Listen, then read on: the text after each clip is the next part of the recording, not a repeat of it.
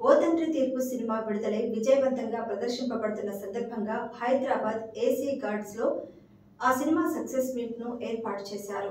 Retired IAS అధికారి Kalabandhu KV Ramanachari అధ్యక్షతన జరిగిన ఈ సక్సెస్ మీట్ లో ముఖ్య అతిథిగా సీనియర్ సినిమా నిర్మాత సాయి వెంకట్ తో పాటు ఓ తండ్రి తీర్పు సినిమా నిర్మాత శ్రీరామ్ దత్తా, దర్శకులు భీమవరపు ప్రతాప్ రెడ్డి, సినిమా రచయిత పర్యవేక్షకులు కాంచనపల్లి రాజేందర్, సినీ గేయ రచయిత కళారత్న డాక్టర్ బికి కృష్ణ, డిస్ట్రిబ్యూటర్ రామకృష్ణ, నటీనటులు పాల్గొన్నారు. ఈ సందర్భంగా బికి కృష్ణ రాసిన పాటను తనే పాడి వినిపించారు.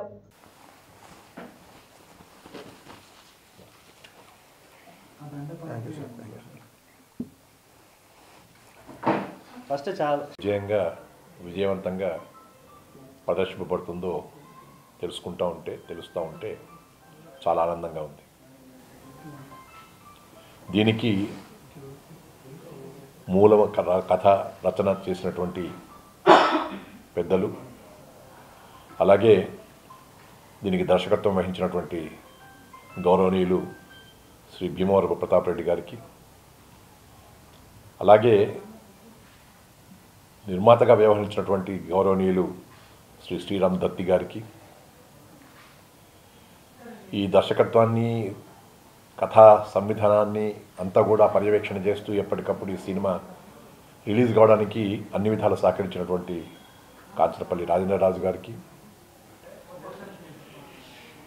తర్వాత ఇందులో హీరోగా నటించినటువంటి వారికి వివి రెడ్డి గారికి,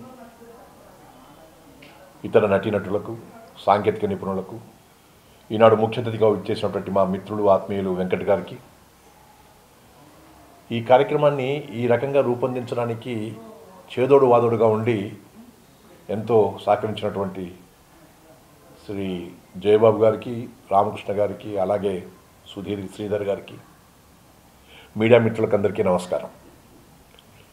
ఒక పిక్చరు సక్సెస్ కావాలని చెప్పంటే దాని వెనక ఎన్నో కారణాలు ఉంటాయి.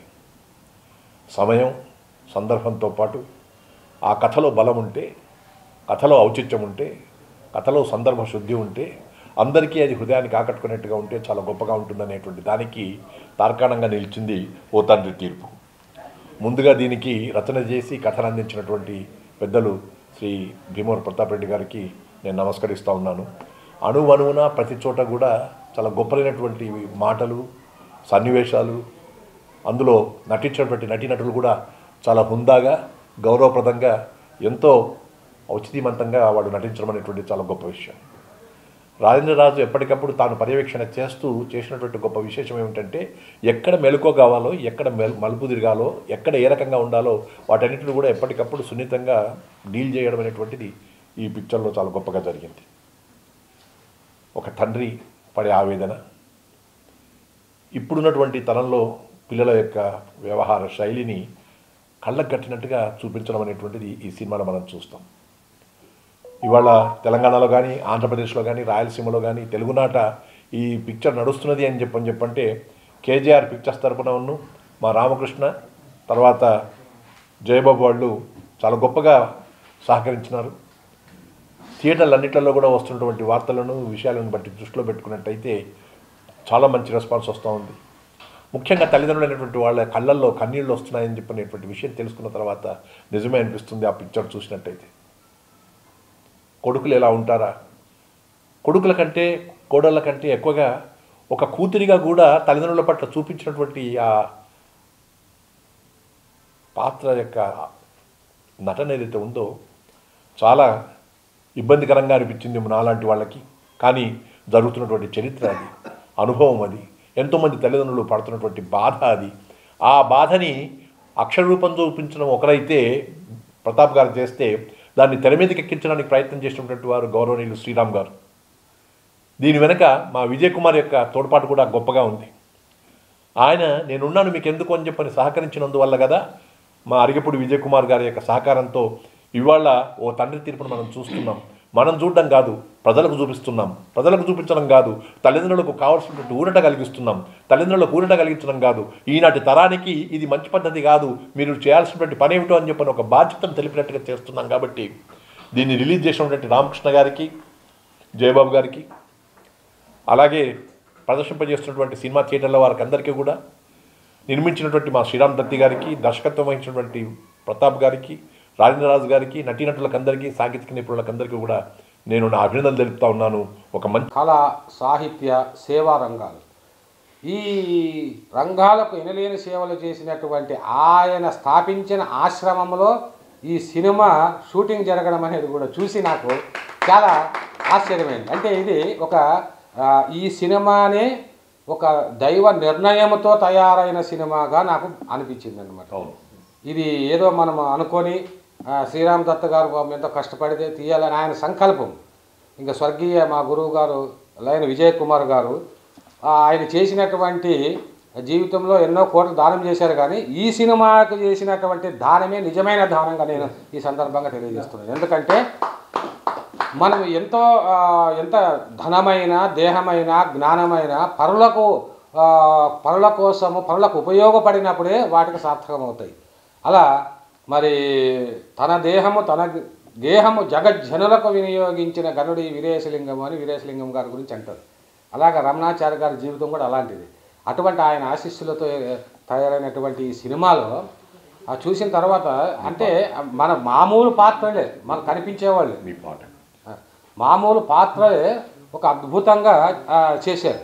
ఈ సందర్భంగా మన రాజేంద్ర గారు, అదేవిధంగా ప్రతాప్ గారు, భీమవరం ప్రతాప్ గారు, దత్త గారు నాకు ఒక అవకాశం కల్పించారు.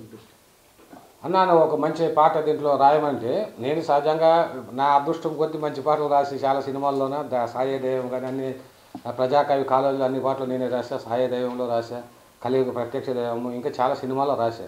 అంటే సాహిత్యపు నేను ఒక కవిగా సాహిత్యపు విలువలు ఉన్న పాట అయితే రాస్తా నేను లేదని చెప్పాను. వాళ్ళ సందర్భం చెప్పినాడు, కళ్ళు చెమరించారు. ఈ సినిమా స్టోరీ చెప్పాడు మా తమ్ముడు రాజేంద్ర, నాకు ఆశ్చర్యమైన, దీన్ని ఎట్లా తీస్తారు, ఇది మామూలు సబ్జెక్ట్ ఇది, కానీ దీన్ని సినిమాగా తీయాలని చాలా కష్టం కదా అని అన్నాను. ఇట్లా సందర్భం ఉందన్న అని అన్నప్పుడు రాశాను హృదయం ద్రవించి.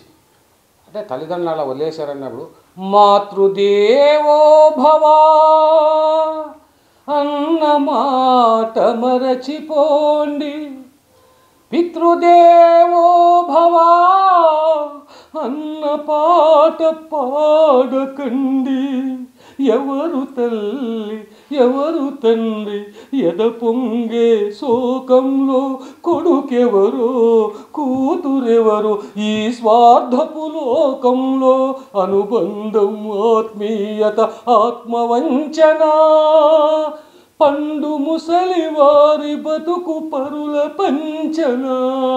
వచ్చి నేను అసోసియేట్ డైరెక్టర్గా 4-5 సినిమాలు చేశాను. ఆ అనుభవంతో స్క్రిప్ట్ రాసుకున్నాను. నేను ఓతంటే తీర్పు స్క్రిప్ట్ రాసుకున్నాను. ఆ స్క్రిప్టు కేవీ రమణాచార్య గారికి ఇచ్చాను.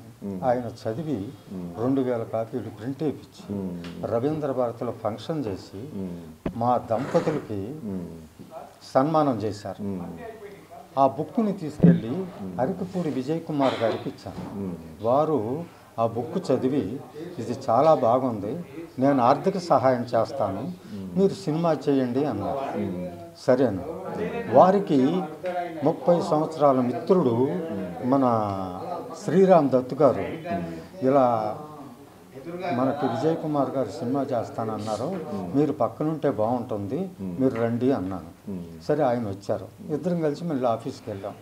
ఆఫీస్కి వెళ్తే కథ, స్క్రీన్ ప్లే, డైరెక్షను, ప్రధాన పాత్ర కూడా నన్నే వేయమన్నారు ఆయన.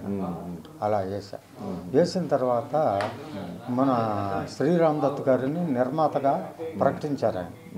తర్వాత రాజేంద్ర రాజు గారిని నిర్మాణ బాధ్యతలన్నీ అప్పగించి ఆయన్ని